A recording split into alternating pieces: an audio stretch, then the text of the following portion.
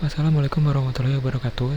Perkenalkan, saya Rivaldi Setiawan dari EF303 dan kali ini saya akan menjelaskan tentang UAS sistem operasi.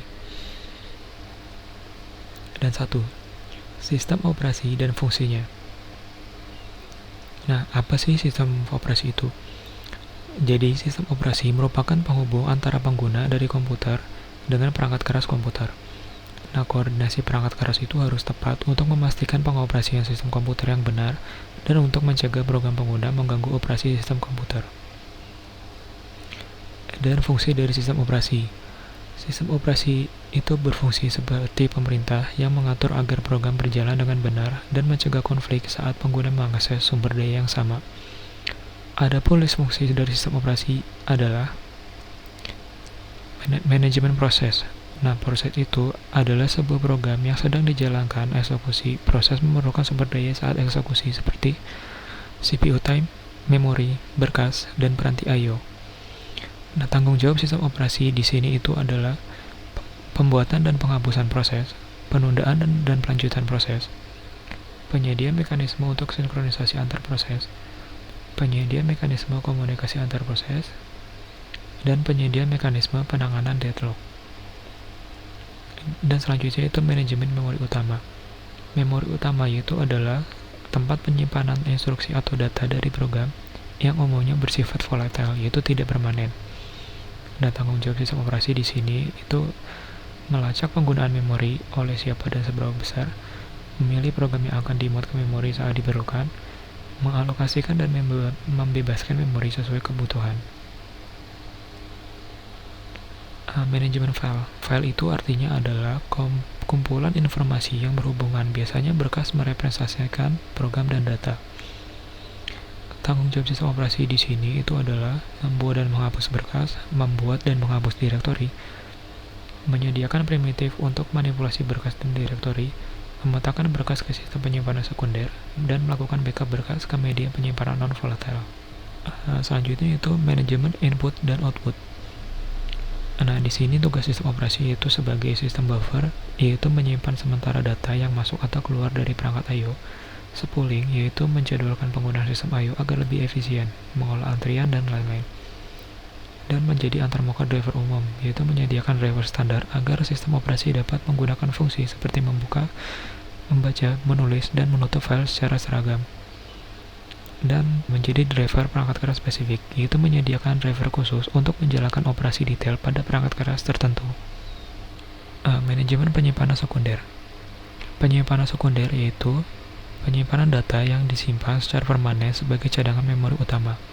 Tanggung jawab sistem operasi di sini itu adalah sebagai manajemen ruang kosong, alokasi penyimpanan, dan penjadwalan disk. Sistem proteksi.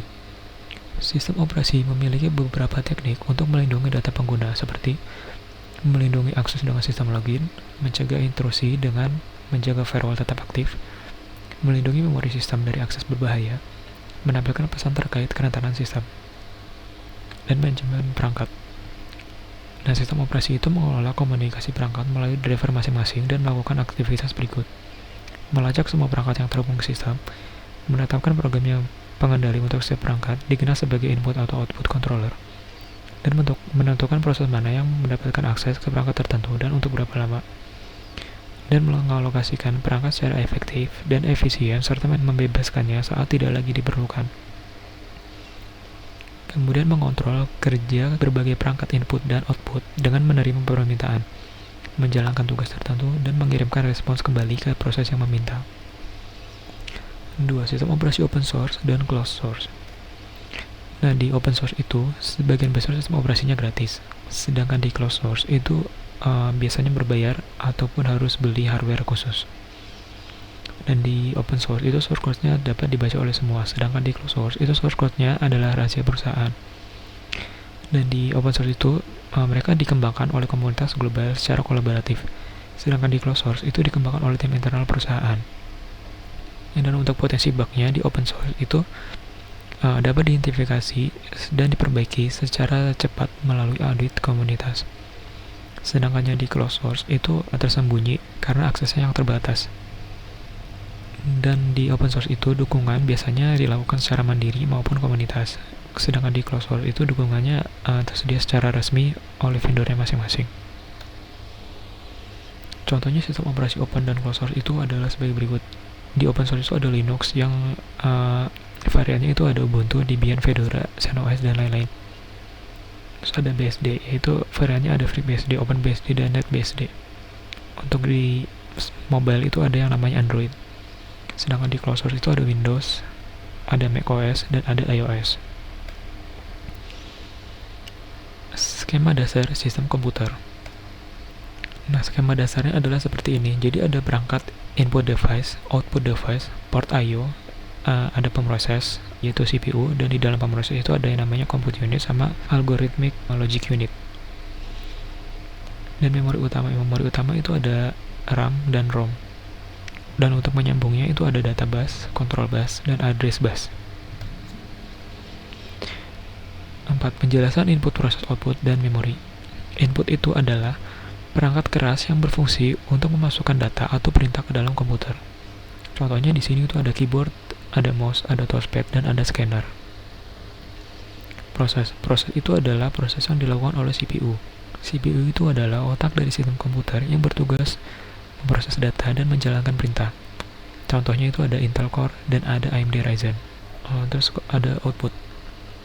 Output itu merupakan perangkat keras yang menampilkan hasil pengolahan data oleh komputer. Hasil keluarannya ini bisa berupa visual, cetakan, atau suara. Contohnya itu ada monitor, printer, dan speaker. Memori ini ada dua kategori. Yang pertama itu adalah memori internal, yaitu memori utama. Di sini ada RAM dan ROM. RAM itu random access memory, yaitu menyimpan data yang program secara sementara saat komputer beroperasi. Dan ROM itu ada read only memory, yaitu menyimpan instruksi penting yang dibutuhkan saat komputer pertama kali menyala. Untuk memori eksternal itu bisa juga disebut sebagai memori permanen atau penyimpanan permanen. Di sini tuh ada hard drive atau SSD yang digunakan untuk penyimpanan data dalam jangka panjang. Selanjutnya kita masuk ke tahap untuk instalasi salah satu sistem operasi. Di sini kita pilih Ubuntu 22. Dan tahapannya itu akan saya tunjukkan secara langsung menggunakan virtual machine VMware. Untuk tahap pertama itu adalah download file ISO Ubuntu 22.4. Itu sudah saya download dan buat media instalasi yang dapat di-boot. Kemudian kita boot ke media instalasi. Oke. Nah, di sini opsi yang kita pilih itu adalah try or install Ubuntu. Kita pilih terus kita tekan enter. Kemudian kita tunggu loadingnya sampai selesai. Oke, saat muncul menu seperti ini, kita itu pilih yang tombol install Ubuntu. Di sini adalah menu untuk memilih keyboard. Kita pilih bawaannya yaitu English United States.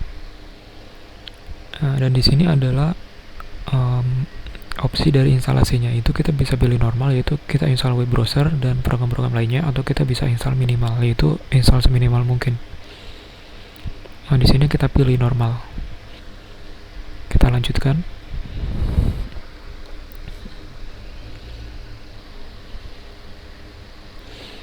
Dan di sini kita ada dua pilihan, yaitu untuk menghapus semua data di dalam penyimpanan, atau kita bisa untuk membuat partisi kita sendiri. Dalam tutorial kali ini kita akan pilih untuk menghapus semua data.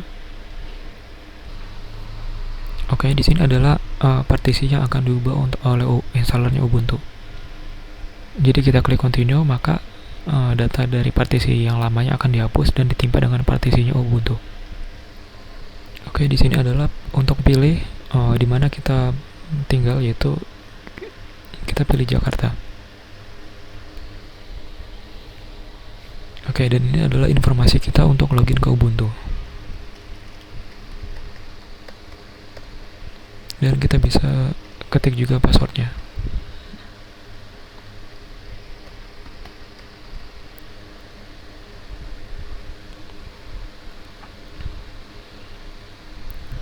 Oke, dan sampai tahap ini itu instalasi akan diproses. Dan ketika kita selesai, itu akan muncul menu seperti ini, yaitu dia akan meminta untuk restart komputer.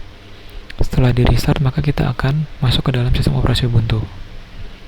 Oke, sekian dari saya. Wassalamualaikum warahmatullahi wabarakatuh.